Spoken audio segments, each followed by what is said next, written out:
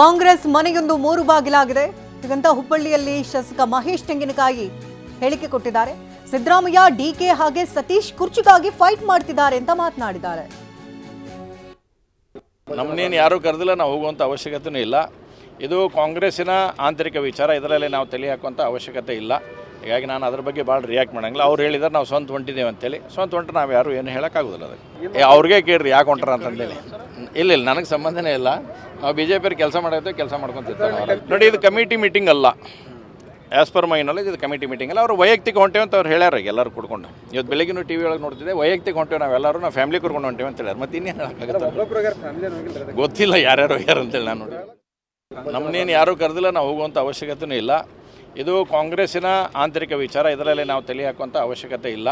ಹೀಗಾಗಿ ನಾನು ಅದ್ರ ಬಗ್ಗೆ ಭಾಳ ರಿಯಾಕ್ಟ್ ಮಾಡಂಗಿಲ್ಲ. ಅವ್ರು ಹೇಳಿದ್ರೆ ನಾವು ಸ್ವಂತ ಹೊಂಟಿದ್ದೇವೆ ಅಂತೇಳಿ, ಸ್ವಂತ ಹೊಂಟ್ರೆ ನಾವು ಯಾರು ಏನು ಹೇಳೋಕ್ಕಾಗೋದಿಲ್ಲ. ಅದಕ್ಕೆ ಅವ್ರಿಗೆ